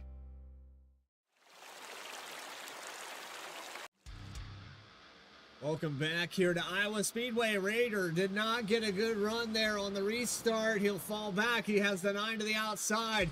In the bracket challenge, just behind him there for the top 5, the 55 and the 11. Between Richie and Robinson. Tyler Harrison started on the pole. He won the stage. He's fallen back to 7th. The different strategies, different looks, different names up here in the top 10 in the closing laps. About 10 to go. Yeah, and it's all played for now. Everyone going full tilt to the finish, trying to bring this thing home. Michael Call looking to pick up win number 2 on the year if he can close this out, and he is just flying about 4 car lengths now over Rader and Burns, who are continuing to be glued side by side behind them 3 wide. There was a lot of contact there with the 11. Not what you want to see, but at the same time, I get it. It's also tough because Richie was getting in danger of being caught in the middle there, and I don't think that's where he wanted to be. I think he was trying to do anything he could to avoid being stuck in there. And that now leads them to this battle here where it is door to door between Richie and Harrison right now for that 5th spot. Here comes Picklesheimer to the inside of Robinson. 33 with a big rally back here tonight. And now that Burns has cleared Rob Rader, starting to make some headway back toward the race leader and Michael Call. And there is about 4 or 5 different things in the top 10 that demand our attention right now. This is fantastic. Let's just put it on the high-rise cam and watch this battle for the bracket challenge. The 55 and the 11 have been going at it all day long. You know, they've been battling for the better part of 3 or 4, I think, 4 races now. or maybe this actually might be the 5th, sorry. 5 races, 32 car field in the initial bracket challenge, top 32 in points. And it's all coming down to what'll probably be a 1-position battle at the last race of it, man. This is, I mean, just awesome. Richie's got it. Robinson trying to take it away, and Harrison right in there as well, blocking, trying to hold on to a top 5 run. It is all the battle for here, as now Robinson to the inside of Richie. We're coming to about 6 laps to go. Oh, man, now the over-under for the 55. Yeah, it was a check up there from Harrison on the outside, and maybe Harrison's going to check up the 11. We'll see it again. Almost some contact. Oh, and they are all over the place now. This is getting wild. It's not over yet. Well, that was a good run for Richie off of 4.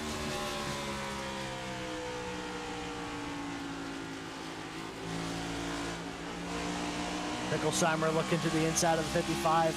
It's tough. You can't quite set up the move you want to make when you're under that kind of pressure. Is now Richie going to dive in there. Robinson to the high side.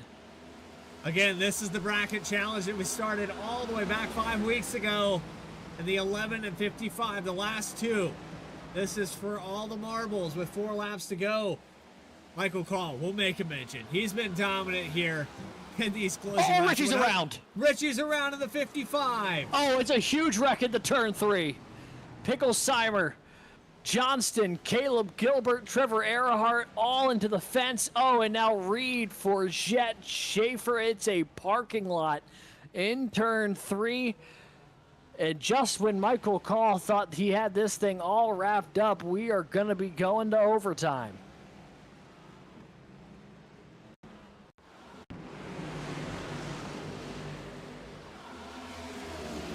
Yeah, take a look at this. I mean, this is the battle we've been talking about all night, and it just came unglued here down the back straightaway.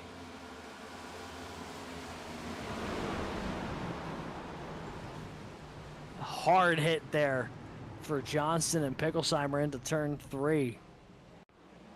They weren't the only ones who hit it, but a classic case, I think, of everyone moving for the same bit of real estate before the spotters are able to say where everyone's at positionally.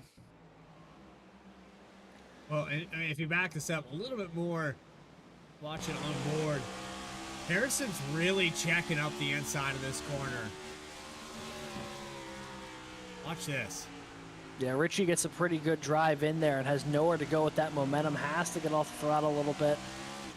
And as he's coming out of the racing line, Picklesheimer is just a nose up there, and then Johnston's just a nose up there on the 33, and everything completely falls apart. I mean, that's 3 cars all in the top 10 who've been in the top 10 tonight.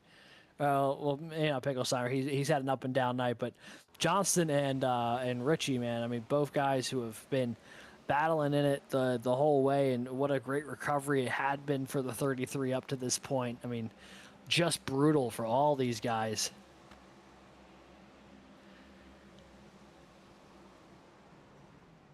And then this a hard hit there. Trevor Earhart, Caleb Gilbert. Nowhere to go there for Pennington.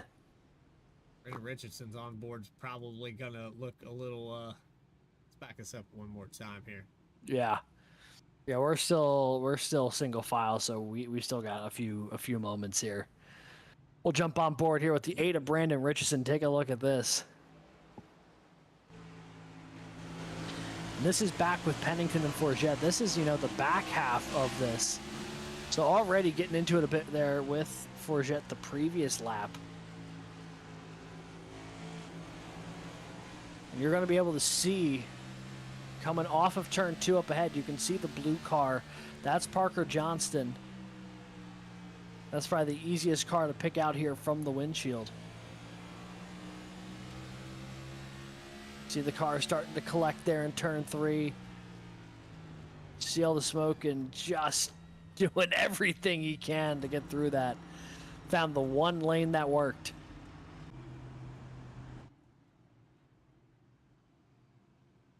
Well, we're going to be setting up here for a 2-lap shootout to wrap this thing up. Green-white checkered attempt number 1. It's going to be Michael Call on the outside, Jeremy Burns on the inside, Caleb Gilbert, Rob Rader, that second row. It's all going to come down to this. And with Michael Call in his dominant performance here in the second stage of this race, it could be snagged away by the 9 of Jeremy Burns. We've seen it time and time again where the 9 wasn't a factor until the final laps. Green flag is out. 2 to go. Green white checkered attempt number 1. What a launch there for the 5. 3 wide for second. And Lynn's going to go around the high side here, and he'll take second place away from the 9. So they're going to be going down the back straightaway here into turn 3. Call still got it 2 and 3 wide behind him. Do they take the white flag? Yes, they do. One more time around. 7/8 of a mile presented by Earhart Homes. Love where you live. And Michael Call has a 3/10 advantage over the 66 of Linz. Linz is going to get a send from Jeremy Burns for second spot. A stab on the throttle. It's not enough for second. And it's the 5 of Michael Call who gets another victory on the season. Win number 2 of the year for Michael Call. And did Burns get back around the 66? I don't believe so. No, I think that was down on the cool down lap there. I'll have to But watch man, that back. Yeah, okay, I mean yeah. it was close though. Burns kept him honest. Michael Call though, win number 2 on the year, won at Vegas back in March. He'll get to add Iowa to the collection here tonight. And I tell you what, that was the car to beat. Second in the opening stage behind Harrison, and then the moment we got past the opening stage, it was all the 5 car here tonight. Had some challenges, had some battles he had to win. But ultimately, that was the man everyone was chasing here tonight, and no one was going to be able to deny him win number 2 on the year.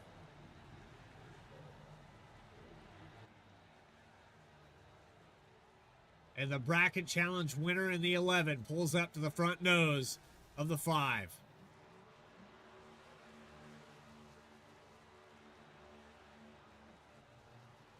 Matt Robinson officially going to be credited, or at least unofficially going to be credited here with the 6th place finish, which will be good enough to win the bracket challenge here tonight after Justin Ritchie's late incident.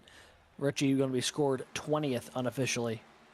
But those two, what a duel they had from lap 1 all the way till about lap 170 of tonight's race, man. Just absolutely wild that we got treated to such a fun one. Well, there's a lot of celebrations going on here and a lot of things to sort out. So we are going to take a quick break here. We'll round up Michael Call in just a moment, but the 5 car is still burning it down here on the front stretch. We'll get a word with your race winner and your bracket challenge winner. The rest of your top 3 in just a moment here on Vspeed.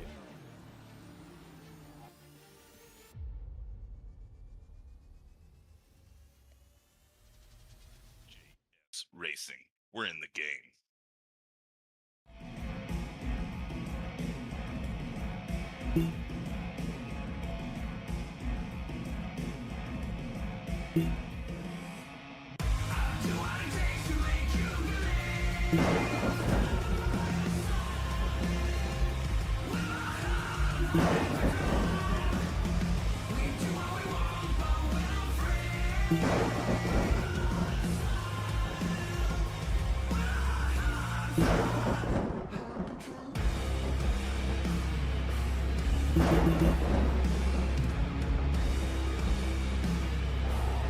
Gentlemen, start your engine!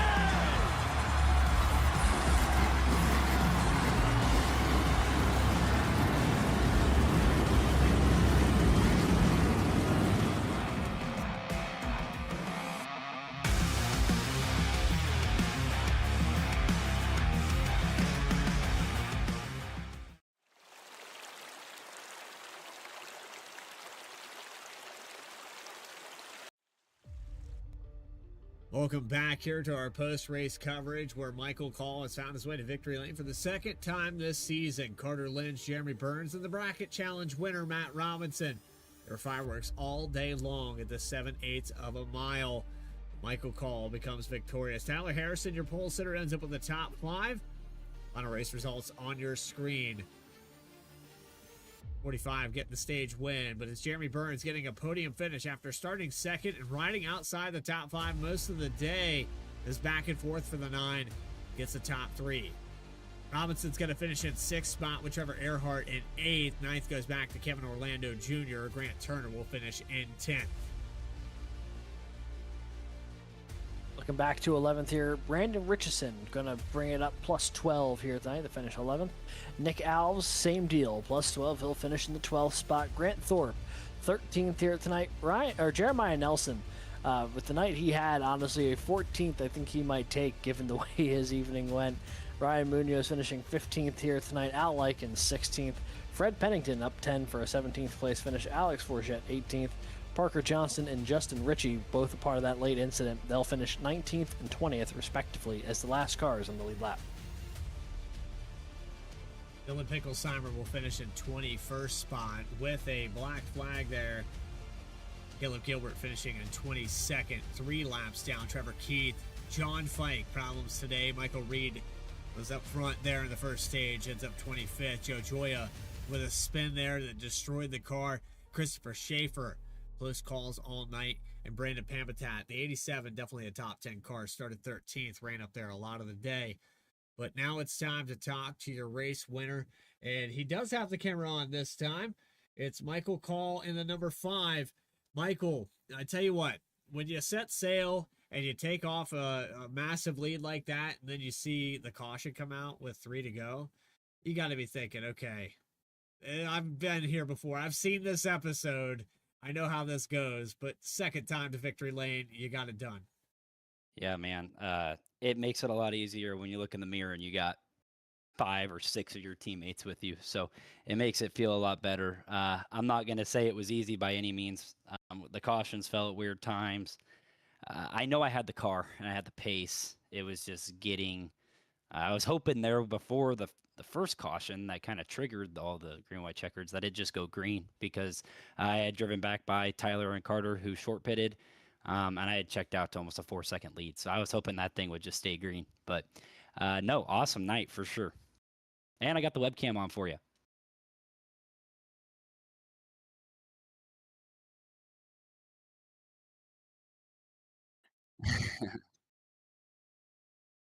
I could tell you right now, I've been up since 1 o'clock this morning. I had to pour concrete this morning. And I could tell you this right now, before I sat down in the sim rig to run this race, I did not want to be on camera. But after I have now won the race, I want to be on the dang camera.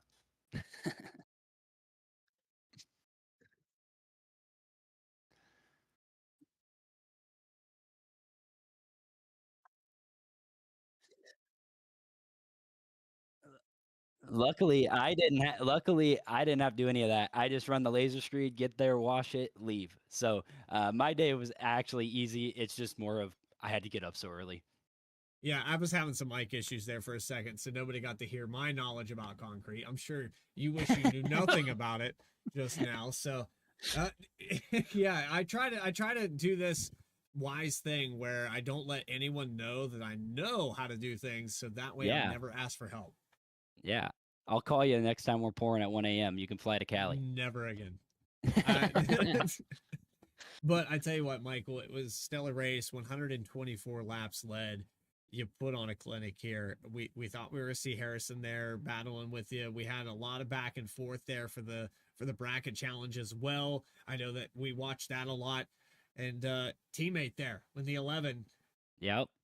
There you go. So oh, 2 Matty winners boy. here. Yeah, it was pretty cool. It's cool to have Matt win that while I made my mistake at North Wilkesboro, if you remember, that knocked me out of it. So, no, it's cool to bring that home to the team. I want to shout out Tyler Harrison. He put a ton of work in this last week running a fixed. So did I. I mean, obviously, but Tyler was really fast, and I just found something, and it was really on my exit of 3 and 4. that I noticed I was gaining 2 or 3 tenths a lap once we get about 15, 20 laps in. So there was something I was doing differently. I don't know exactly what it was, but it was working, obviously. And I found that in the stage. I knew that was the thing during the stage, and it wasn't the time to try to force something for one extra point in the stage with a teammate. So I just knew I wanted control of the race, and I was able to get it there on the stage restart and pretty much held it from there. I know we had some guys stay out there late, but it only took me a corner to get back to the lead. So, no, great run. I appreciate all my teammates, everybody part of the league. I mean, it's cool to. I have yet to dominate one of these races and win. The one I got at Vegas, I stole from Tyler on literally the last corner. So it feels really good to like have the speed and then finish it off. It's a big confidence booster for sure. Yeah, have yet to dominate. I think you did that here tonight. 124 laps, as I mentioned. Fourth place in the top 10 all night long. Top spot for the bottom half and most of the portion of stage number 2. Michael, call anybody else you want to shout out before we let you move on to Richmond.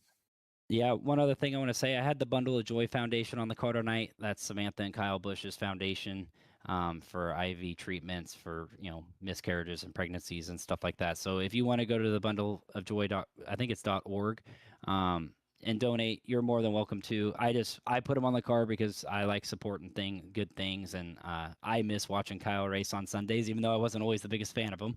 But he's inspired me in my own personal racing career to be the best you can every time. So I want to shout them out. Just no really personal relationship with them, but just because I wanted to have them on the car. Power Curve Factory Team, SK Construction, Wards Concrete, Rolling Thunder Racing, Lightning Fast Motorsports, you guys in the broadcast booth for doing amazing, all the league sponsors, everybody tonight for an Iowa race where this place is bumpy and worn out, it's tough to handle. And I think the cautions weren't, we had runs, we had longer runs, and you saw who was the better car versus who was falling off. And I think it was great. It was a great race, and I appreciate it. A variety of everything. You come out on top. Michael Call, second time to victory lane. We'll see you in 7 days, August 19th at Richmond. I'll be there. In a very similar racetrack at that. Richmond is pretty much the carbon copy here as far as racetracks go. This place modeled after that. So I think we're going to see similar racing. We might see a similar name up in Victory Lane. But Alex, you're catching up there with our bracket challenge winner, getting ready to pull Matthew Robinson up into the broadcast booth. Hey there, man. This is Axel Bradley in the Vspeed booth. You got a copy? What's going on, boys? I tell you what a duel you had tonight for the better part of 170 laps with Justin Ritchie for the in-season bracket challenge final round. Literally any time we would cut to either one of you, the other car was always in frame, usually side by side, it felt like. Talk to us a little bit tonight about that battle with the 55. Ultimately, late incident takes him out of the running at the checkered there for that battle. But I mean, the entire way it felt like you guys were neck and neck from the drop of the green flag tonight. I mean, qualified on the same row, for crying out loud. Yeah, it was a freaking blast. I give it to Richie. I mean, that was so much fun. He he got me. There was the one caution that came out, and it brought me back to him because he had me after that green flag pit stop. I mean, he was, God, I don't know, 4 seconds in front of me, and there was no chance I was going to catch him. But I mean, I'm glad it worked out the way it did. It was a freaking great battle, though. Talk to us a little bit about your night as a whole. I mean, we saw you basically all night in the top 10 battling with a host of different folks, and it seemed like you were, not necessarily constantly being caught up, but you were constantly battling someone. It didn't feel like you really had a lot of time to yourself out there tonight. What was Iowa like just as a whole for you here tonight? It seemed like it was keeping you busy. Iowa in general is a beast. I mean, the tire wear, you never know. Like, thankfully, I was running with my 7 teammates, basically, right? You got Burns, Call, Carter, Tyler, Trevor Earhart, Burns. Like, it just was great to be around my teammates and know that, like, I can ask them questions, I can learn off of them. I didn't do that many officials this week. I probably should have done a couple at least. But it was a doozy, especially on tire wear. But learning from those guys, and I mean, you saw Call was a rocket ship tonight. That guy was so fast that even Tyler and Burns and them that were behind him were like, I have no chance. Yeah, he was wild, but I mean, you had plenty enough speed to keep yourself in the mix all night long. And I do have to ask, I'd be remiss if I didn't. Now that you've won the in-season bracket challenge, what are you gonna do to celebrate that? I'm not really sure. I mean, it's 10:30. I think my kids are asleep. My wife's probably asleep. My parents are probably asleep. So it'll probably be a tomorrow thing. I don't know. We'll see. Maybe we'll Valid. go out to dinner. Who knows? There you go.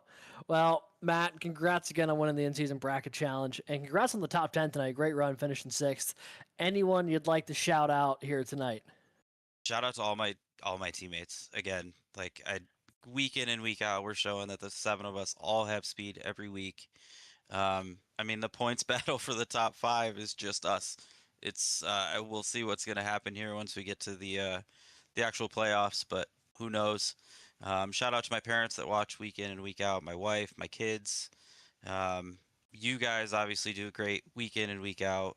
Chapman, environmental, all of our sponsors. It's just I love this league, and I don't think I'm ever going anywhere. Well, we appreciate you being here as well, and I hope we get to see you around for a long time to come. But hopefully, if nothing else, we'll get to talk to you next week at Richmond. Congrats on the top 10, and we'll catch you next week. Appreciate it, guys. Have a good one. That is your in-season bracket challenge winner, Matt Robinson. Had the duel Justin Ritchie the whole way down the stretch, and we'll bring it home 6th here tonight, which is good enough to win that bracket challenge. And Bradley, I believe you're now catching up with another one of our podium finishers here. Our second place finisher, Carter Lenz, in the 66. Get this. We have cameras for everybody tonight. If you can believe that. Yeah, we got cameras What for a everyone. luxury. Yeah, we've got our second place finisher, Carter Lenz, who was all smiles there at the end. Carter, you probably feel like you drove a marathon tonight because it was up and down, the cautions, the strategy, and then you went a little short pit, got buried in the field, maybe a little off on the strategy. We have a late caution. It doesn't mean anything. Here you are. Yeah, no, Tyler, we just kind of made an audible call there. Just like, we got to do something, try and get around Call, because he was the pace of the field. I mean, after he got around Tyler, he stuck it wide. Literally, we were just talking there, and he goes, I just stuck it wide, and it stuck, and away I went, and it was just kind of game over from there. So no, me and Tyler were just kind of thinking of what we can do to try and get around him, and it worked for a minute, but 10 laps catches up to you pretty quick. So not gonna hang my head down on a second place finish, but no, well, it was a whole bunch of fun tonight. It looked like a lot of fun, and even with the cautions, I mean, this is pretty minimal compared to what we could have seen, especially in Iowa, where it's impossible to pass. You start back in 6th, you're probably thinking, okay, 3-4 cars, that's going to be really hard to do because this racetrack is not forgiving. You get to the inside of somebody, it could be 7 or 8 laps before you actually get around them. Oh yeah, no, it's brutal. You gotta, I mean, Tyler there at the end, he goes, I'm just gonna do what I gotta do here at the end. He knew, I mean, first 5-6 laps you got there is it's 100% trying to make any move work on any car in front of you. And sometimes, you got to find the weakness of each driver, and they make the bottom work, and you got to force them up high, or you got to take the top and force them down low or whatever. So yeah, starting 6th though, I knew it was going to be kind of a slow crawl forward, and just restarts kind of fell my way. And then, yeah, like I was saying earlier with the audible call, try to get ahead of it, kind of stuck there, and then just managed to hold on to second. Well, and it also helps you didn't have your nemesis Dakota Floyd out here on the racetrack tonight, so that probably alleviated some of that tonight. But before we let you go here, Carter, a lot of people shout out, and you're the sponsor, main title here on the race tonight with the Lenz Heating and Air Conditioning. Would you like to shout out? No, I want to shout out first and foremost the league. let me participate here every week. Fantastic group of guys. Shouting out you guys, Vspeed, always doing amazing job. Put on a production, put on a good show each week. All the sponsors, even the race sponsor tonight, Lindsay and Air Conditioning, also being on the car. Earhart Homes, All About Bugs, Chapman Environmental, all the sponsors that put this all together, make this happen each week for everyone to watch. All the friends and family that I know are watching, I'm getting multiple texts saying there's a lot of people watching. So hello to everyone that is watching. My girlfriend Sarah as well. I know you told me to start with her last time, but like I said before, I'm saving best for last. So no, that's really it though, and we're gonna move on to Richmond. Saving best for last. I think that mentality is what you're going to need here. Save the best of your season for the end of it, because it's going to be a tight one, man. I'm telling you. These guys, every year it seems to be, we add another name of a potential winner. Oh yeah, it's going to get exciting these next couple of weeks. All right, Carter. Thank you for your time, buddy. No, thank you. Carter Lenz will be your second place finisher here tonight at Iowa. And we have one more driver to talk to. Alex, I think we just go ahead and ask Jeremy Burns to pull whatever he was fidgeting with a moment ago back up onto the screen, because it was doing some loop-de-loops. It was, I put it back up there. What was that? Okay. That's the thing I got to work today. Yeah, well, I can tell you it's going to be broken in about another 5 minutes, but I'll let Alex have the floor. I see everything. My peripheral vision, I was distracted. So Alex, go ahead so I can get through this. Jeremy, welcome to the booth here tonight, my man. Third place finish for you. One of those nights, it felt very, very classically you, where start up front, middle of the race, you not really losing the front, but just, you drop back a spot or two, kind of hang out for a bit. And then as things are ramping up, you're moving your way back toward the front. And then ultimately, I guess, talk to us about that green, white checkered restart. Looks like maybe didn't get quite the jump you were looking for there on that final restart. Yeah, I mean, the leader just has such an advantage here at Iowa, and he gets a longer strip of the newer asphalt there on the top, which I understood that was the case, but there was also more to it than that. There was a lot of team stuff that we were trying to talk about and what was going to set the team up in the best possible position. And I knew that if that meant losing a spot, that so be it, right? I still gained a point on Carter tonight for the overall standing, so felt good overall. As a team, ran great. And really the pace early on was great, but I realized I was burning the right front just a little bit too much. And then that second run where I fell back to, I think it was 9th, I was saving it too much. So, Mama Bear, Papa Bear, ended up getting that sweet medium there throughout the middle part of the race. And then towards the end, knowing that we were going to have that green flag stop, to know that we couldn't pit immediately just because the fall off was too much. So I begged Call to just stay out. Just stay out, stay with it. And he actually listened, good for him. Really glad to see that he got the win. Glad to see that the Alliance once again was dominant tonight. Just really awesome scenes out of us and just closing out this regular season strong. Yeah, I mean, it seems like all of you guys were dialed in here tonight. We heard similar things from both Call and also our brief conversation with Matt Robinson talking a little bit about the in-season bracket challenge stuff. But ultimately, it's another podium for you. It's another good points day for you. And, coming up after this is Richmond, which is a track that's very similar in a lot of ways to Iowa here tonight. Does a run like tonight give you a lot of confidence going into Richmond, knowing that, you had some good pace and you were able to, bring it back to a podium finish here tonight? Oh, yeah, for sure. I mean, especially since I've driven there in real life. I got to do the NASCAR racing experience there, for a graduation gift. So I feel like I definitely have a leg up there. But we were making jokes all week because Carter's races this week because he's from Iowa. And then next week it's my race. So it's really who can set themselves up the best for Daytona, where anything can happen. But, yeah, it was really cool to see that. Really cool to be going back to the hometown track. Unfortunately, can't go this weekend, but yeah, I'm really excited for it. And like you said, Iowa drives very similarly to Richmond.